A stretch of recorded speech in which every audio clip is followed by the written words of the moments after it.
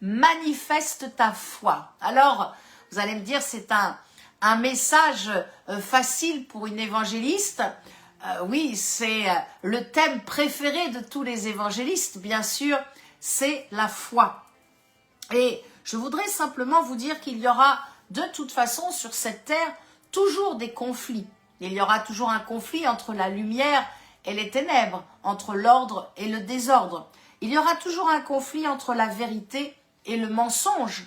Et il y aura aussi, bien sûr, des épreuves. Nous faisons partie du corps de Christ, nous sommes enfants de Dieu, mais nous sommes sur terre. Donc il y a des épreuves. Mais, et c'est toujours la bonne nouvelle, et je garde toujours vraiment cette petite phrase que je trouve tellement merveilleuse. L'évangéliste apporte toujours des bonnes nouvelles. Amen. Donc, dans nos épreuves, Jésus sera toujours avec nous. L'apôtre Paul dira dans 1 Timothée 1, 18, 20 à son fils spirituel Timothée, il va le rassurer. Et Dieu nous rassure encore en ce début de mois de juin, je vous assure, dans chaque moment difficile ou compliqué, dans chaque moment où vous sentez peut-être perdu, où il y a une confusion, ne vous inquiétez pas, Jésus est toujours avec vous. Alléluia. Et il est avec moi. Amen. Lisons ensemble, première épître de Paul, donc à Timothée, chapitre 18, verset 20. Le commandement que je t'adresse, Timothée, mon enfant, selon les prophéties faites précédemment à ton sujet, c'est que, d'après elles, 1.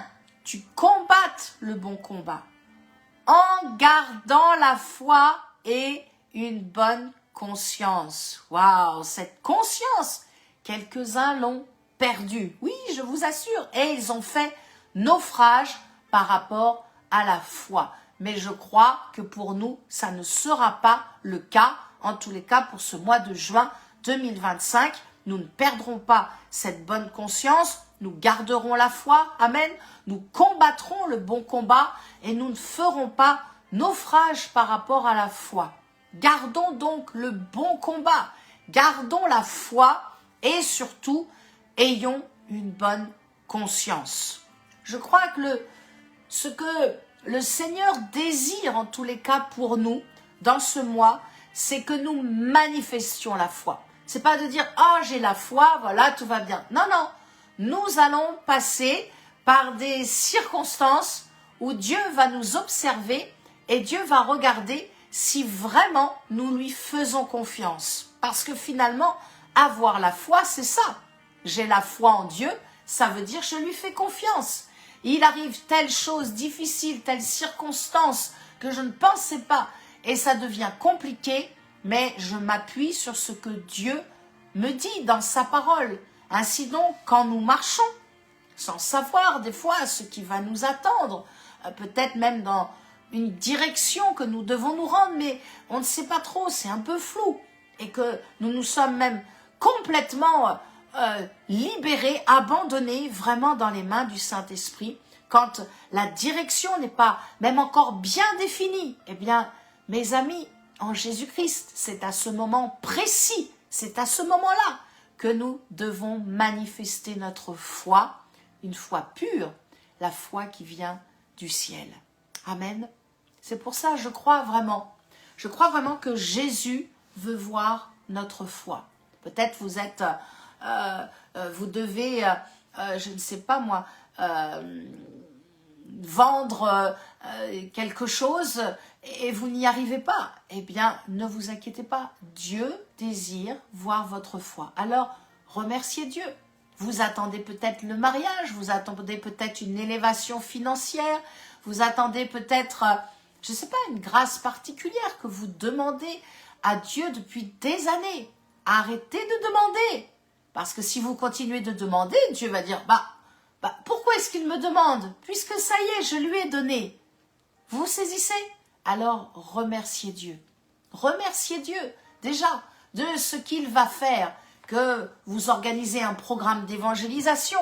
Et le terrain peut-être est un peu difficile, mais vous avez les autorisations de la mairie et vous commencez. Croyez, Dieu va envoyer des personnes qui le cherchent. Dieu va utiliser votre vie afin que vous priez pour eux, que vous priez pour leur salut, pour leur délivrance. Alléluia. Amen. Jésus veut voir notre foi. En tout cas, c'est ce que j'ai reçu et c'est ce que je vous partage de la part du Saint-Esprit. N'oubliez pas que quand nous serons dans le ciel, nous n'aurons plus besoin de croire. Nous serons en face de Jésus, nous le verrons face à face. Nous n'aurons plus besoin de la foi. Mais en attendant, nous sommes là sur terre. Et Dieu nous dit encore pour maintenant. Vous savez que j'aime ce petit mot. Maintenant. Là, c'est pour tout de suite. Pour ce temps que nous vivons. Affermissez votre foi. Jésus attend de nous la foi. Et Dieu nous dit, c'est un temps aussi pour affermir votre foi. 1 Corinthiens 1, verset 8. Dieu vous affermira aussi jusqu'à la fin, pour que vous soyez irréprochables au jour de notre Seigneur Jésus-Christ. N'oublions pas, c'est par la foi que Moïse a quitté l'Égypte. Hébreux 11, verset 27-28, sans être effrayé de la colère du roi, car il se montra ferme. Alléluia! Ce petit mot, on va en parler aujourd'hui, car Moïse, donc, a été ferme. Oh, alléluia! Il était là comme voyant celui qui est invisible. Je suis comme vous, je ne vois pas Dieu, je ne vois pas Jésus. Ils sont dans le ciel, mais je crois qu'ils agissent. Je crois que la main bénissante de Dieu est sur notre tête. Je crois que Jésus est dans le sanctuaire, près du Père, et qu'il intercède pour nous. Il plaide pour nous. Il est notre avocat. Et je crois que la personne du Saint-Esprit, oh, Ramasante Keroboro Yarahaiden, je sens qu'il est heureux. Et la personne du Saint-Esprit qui est là avec nous sur terre, eh bien, il se délecte de nos prières, de ces temps comme ça que nous vivons, des temps où nous allons adorer, des temps où vous allez le dimanche matin pour vous rendre dans l'assemblée des saints, pour chaque temps que vous prenez dans la communion à prendre le saint repas, chaque chose que vous faites, chaque bien-être que vous donnez à votre prochain, vous libérez la foi, vous libérez l'amour pour votre prochain et cela démontre votre foi en Jésus-Christ. Moïse se montra ferme comme voyant celui qui est invisible.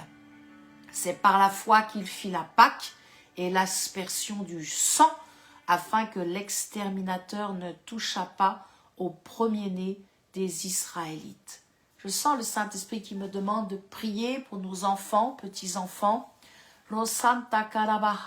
Père, te remercions d'avoir envoyé ton Fils Jésus-Christ, Jésus le oint, Jésus Emmanuel, qui est le don que tu as fait à l'humanité pour être sauvé, pour ne pas aller dans les flammes des tourments éternels.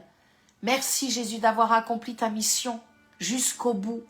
Quant à Gethsémané, tu as dit, Père, que cette coupe s'éloigne de moi, et pourtant tu l'as prise. Tu as absorbé tous les péchés de l'humanité. Et nous te remercions encore ce soir, Jésus, car c'est en ton nom que nous prions. C'est en ton nom que nous avons la foi. C'est en ton nom que nous chassons les démons et que nous guérissons les malades. Alléluia, alléluia. Je proclame que l'exterminateur ne touchera pas nos enfants et nos petits-enfants. Je proclame la bénédiction sur nos premiers-nés, que ce soit un fils ou une fille, un petit-fils, une petite-fille, peut-être même pour vous, un arrière-petit-fils ou une arrière-petite-fille. Je proclame le sang de Jésus sur leur vie. Vous pouvez, là où vous êtes, citer le prénom. Je proclame le sang de Jésus sur mon premier-né, physique et spirituel. Je proclame le sang de Jésus sur ma petite fille, au nom de Jésus-Christ. Et je proclame le sang de Jésus sur vos premiers-nés. Alléluia. Physique et spirituel. Et je déclare par l'autorité du nom de Jésus-Christ que l'exterminateur ne touchera pas à leur vie. Amen. L'exterminateur ne touchera pas à leur vie. Le mot ferme ici, nous sommes donc dans Hébreux 11, 27-28. Moïse se montra ferme comme voyant celui qui est invisible. Vient du grec stéréo. Stéréo, on peut comprendre ça en musique, il faut 2 enceintes. Voilà, c'est en stéréo, ça sort à 2 endroits. Il faut 2 jambes pour être dans l'équilibre. Eh bien, c'est ce mot-là. Vraiment, c'est une perfection de Dieu qui nous montre qu'il faut être 2 pour être debout, pour rester debout, pour ne pas tomber, pour ne pas chuter, pour ne pas tituber. C'est pour cela que Dieu a placé en nous son Esprit Saint. Alléluia. Nous ne sommes pas seuls, nous ne sommes pas orphelins, frères et sœurs, nous ne sommes pas. Peut-être vous vous dites, oui mais évangéliste Florence, moi je vis seule chez moi. Non, tu as accepté Jésus-Christ comme ton sauveur. Tu n'es plus seul, tu n'es pas orphelin, ni orpheline. Non, ça c'est un mensonge du diable que je détruis dans le nom de Jésus-Christ. Je proclame vraiment que la parole de Dieu nous dit, nous sommes fermes et nous ne sommes pas seuls. Le Saint-Esprit est avec nous chaque jour, chaque nuit, chaque moment, facile, moins facile, chaque moment qui est bon, chaque moment qui est plus mauvais, qui demande du courage, qui demande d'aller combattre. Dieu est bon, Dieu est bon. Regardez dans Actes chapitre 3 verset 16. L'apôtre Pierre dira au sujet de la guérison d'un homme qui est boiteux de naissance. L'apôtre Pierre dira, Acte 3 verset 16, « C'est par la foi en son nom que son nom a raffermi, celui que vous voyez et connaissez. C'est la foi en lui qui a donné à cet homme cette entière guérison en présence de vous tous. » C'est par la foi dans le nom de Jésus-Christ. Alléluia. C'est par la foi. Je prie en cet instant et j'appose le sang de Jésus-Christ sur vos pensées. Je détruis toutes les pensées qui vous empêchent de bien dormir la nuit. Je détruis les pensées d'insomnie, toutes les pensées diaboliques qui viennent pour vous faire croire, qui vous entraînent dans le mensonge. Je les rends nuls et sans effet. J'appose le sang de Jésus-Christ sur votre corps, afin que chaque partie, chaque organe, soit visité et impacté par la vie qui est dans le sang de Jésus-Christ. Je délie tout ce qui est noué, tout esprit de sciatique, toute maladie qui vient, qui touche les nerfs, les ligaments, les muscles, que tout soit libéré en cet instant. J'appose le sang de Jésus-Christ particulièrement sur vos pieds.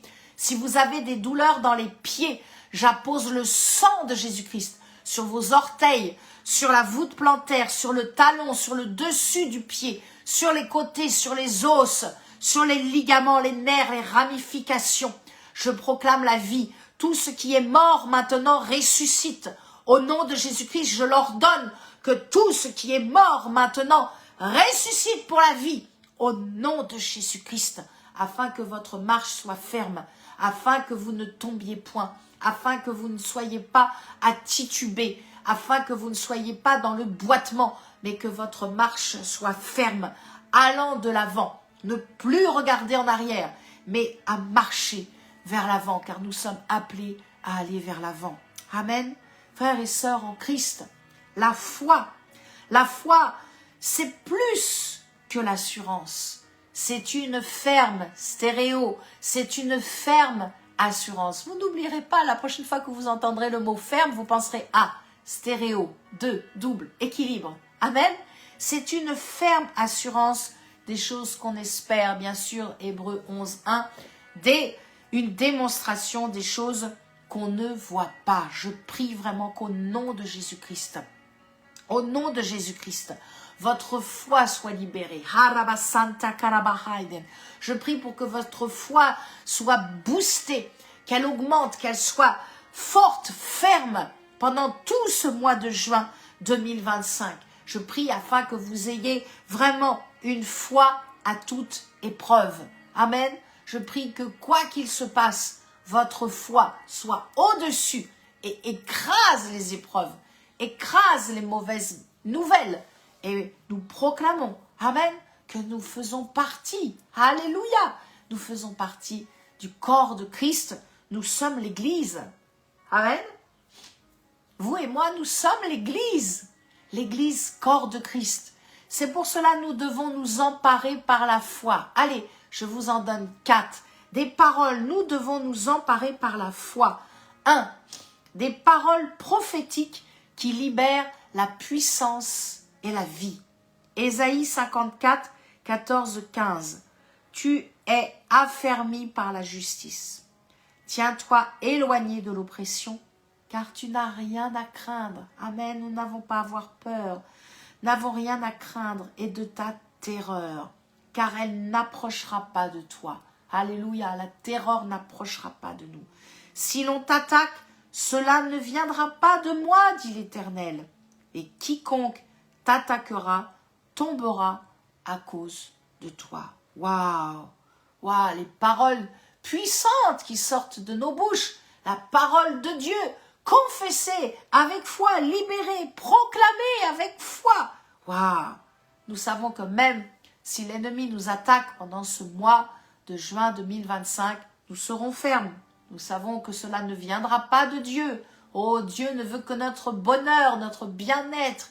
Il veut la paix, la bonne santé, la prospérité. Il veut tout ce qui est bon parce que Dieu est bon. Donc tout ce qui vient de méchanceté, d'agressivité, de peur, de terreur, de disette, tout cela vient de Satan. Tout cela vient de ceux qui veulent t'attaquer pour que tu chutes dans ta foi. Mais Dieu nous avertit. Amen. Oh, j'aime le Saint-Esprit. J'aime le Saint-Esprit parce qu'il nous avertit. Il nous avertit. 2. Emparons-nous par la foi des paroles de foi des ministères qui affermissent notre fidélité. Emparez-vous des paroles de foi qui sortent de ma bouche. Alléluia. Amen pour traverser ce mois de juin. 1 Thessaloniciens 3, nous voyons l'apôtre Paul qui enverra Timothée pour affermir la foi des Thessaloniciens. Et Dieu m'envoie aujourd'hui, si vous êtes connectés aujourd'hui ou demain que vous m'écoutez, je vous assure avec toute simplicité et humilité, Dieu m'envoie pour affermir votre foi dans ce mois particulier de juin 2025. 3. Emparons-nous par la foi des paroles d'encouragement des frères et des sœurs, bien sûr, qui nous conduisent vers de nouvelles alliances. Vous allez rencontrer de nouvelles personnes. Je ne suis pas prophète, mais je crois que Dieu va nous faire rencontrer. Alléluia. Et nous allons avec Pasteur Pascal pour une mission mi-juin à Marseille. Je crois que voilà, nous allons rencontrer des nouvelles personnes, des frères et des sœurs que nous allons encourager, mais qui eux aussi vont libérer des paroles d'encouragement. 1 Samuel 23, 18, c'est ce que Jonathan a fait auprès du roi David, n'est-ce pas? Il a affermi le courage. David était pourchassé par le roi Saül qui voulait le tuer. C'était très violent. Et Jonathan est venu et a apporté des paroles, vraiment des paroles d'encouragement pour affermir la foi de David, le courage de David. Alléluia. Alléluia. Je redonne 1 Samuel 23, 18. Et 4. Nous devons donc nous emparer par la foi des paroles prophétiques. 2. Des paroles de foi des ministères, selon Éphésiens 4, 11. 3. Des paroles d'encouragement des frères et sœurs dans le Seigneur, bien sûr. Et 4. C'est une évidence, nous devons nous emparer par la foi de la parole de Dieu qui procure la vie. Amen. Qui nous permet de résister face aux paroles de mort, face aux paroles d'incrédulité que nous entendons dans ce monde. Et il est important, voilà, que vous écoutez les nouvelles, que ce soit à la radio ou à la télévision, tout est tellement morbide et tout est tellement catastrophique qu'il va falloir régénérer, renouveler votre foi. Peut-être vous avez été dans votre famille et votre famille a libéré des paroles incrédules. Eh bien, lorsque vous allez rentrer, vous allez prendre la parole de Dieu et vous allez complètement annuler ce qui a été dit sur votre vie. Amen. Alléluia. Allez, mes amis, un petit temps pour proclamer. On n'a pas encore proclamé depuis ce début de mois de juin. Allez, je vous emmène. On proclame ensemble. Je suis déterminée à suivre Christ. Allez, c'est à vous. Car j'ai mis toute ma confiance en Dieu. Alléluia. Alléluia. On peut le redire. Je suis déterminée à suivre Christ. Car j'ai mis toute ma confiance en Dieu. Je resterai debout, avec une foi ferme, appuyée sur la parole de Dieu et fondée sur l'alliance éternelle en Jésus-Christ. Waouh! Et fondée sur l'alliance éternelle en Jésus-Christ. Waouh! Mes amis, il y a des fois, des temps, des saisons que vous allez vivre et certaines circonstances où il va falloir partir. Il va falloir quitter.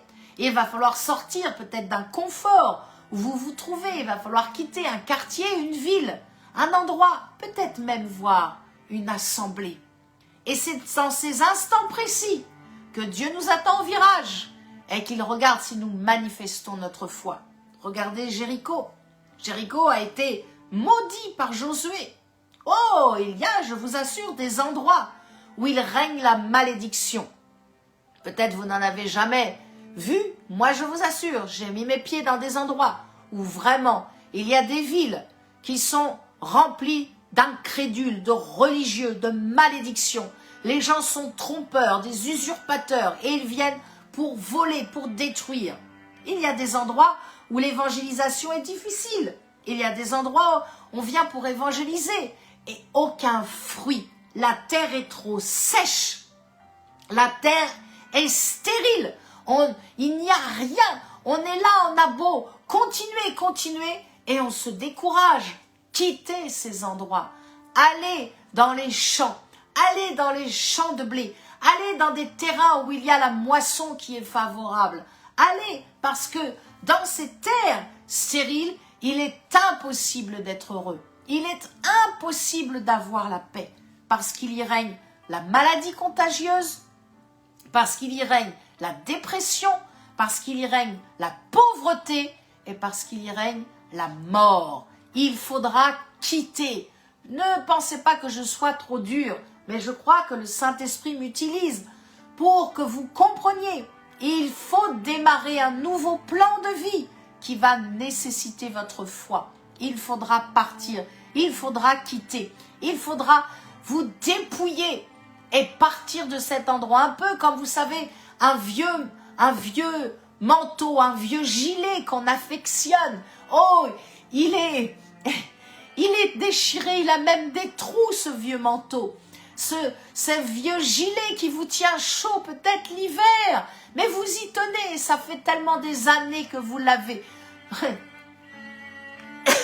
Je me souviens, lorsque j'ai arrêté de donner les cours de danse, car avant j'étais professeur de danse, et que j'ai arrêté pour vraiment sanctifier ma vie, entrer dans le ministère, j'avais un vieux gilet noir avec une petite fourrure là, mais j'y tenais tellement. À chaque fois que je sortais des cours, je mettais mon gilet, j'étais en sueur et pour ne pas attraper froid, je mettais ce gilet et j'y tenais. Et un jour le Saint-Esprit m'a dit, Florence, c'est le temps. Oh, c'est le temps de mettre ce gilet à la poubelle parce qu'il t'attend un nouveau manteau. Il est temps, mes amis, de vous libérer du manteau d'apitoiement. Il est temps de retirer ce vieux manteau du monde. Ce manteau, vous êtes tellement accroché. Ce manteau qui est déjà troué, déchiré, peut-être même qui sent un peu. Il est temps de vous libérer de ce vieux manteau pour revêtir le manteau royal, pour mettre la veste royale, la veste pure, blanche, pour revêtir ce manteau que Dieu désire donner à chacun. Et pour cela, il faudra donc activer la turbine de votre foi pour aller vers votre terre promise, pour croire que Dieu veut vous donner ce manteau pour prêcher l'évangile, pour combattre le bon combat de la foi, pour garder la foi, peut-être pour une nouvelle mission. Activez la turbine de votre foi pour une nouvelle alliance. Acceptez un nouveau manteau, recevoir une nouvelle onction. Alléluia. Pour manifester la foi, il va falloir vaincre la vieille nature. C'est important, car la force de la chair nous épuise. Je le redis, je m'approche de vous. Je vous assure, pour manifester la foi, il va falloir vaincre la vieille nature, car la chair a une force, et cette chair qui désire toujours être au-dessus de la foi, elle épuise. Si vous êtes fatigué, c'est parce que votre chair prend le dessus, alors que Dieu vous demande de vivre et de manifester votre foi. C'est le temps, frères et sœurs, c'est le temps de sortir du lieu de mort, de se libérer, de se délier vraiment des chaînes de servitude, de toute tristesse et surtout de tout apitoiement, car Jésus vient bientôt. Amen. Soyons reconnaissants, soyons reconnaissantes, parce que nous appartenons à Jésus-Christ. Si vous avez donné votre vie à Christ, vous lui appartenez. Et Satan n'a aucun droit.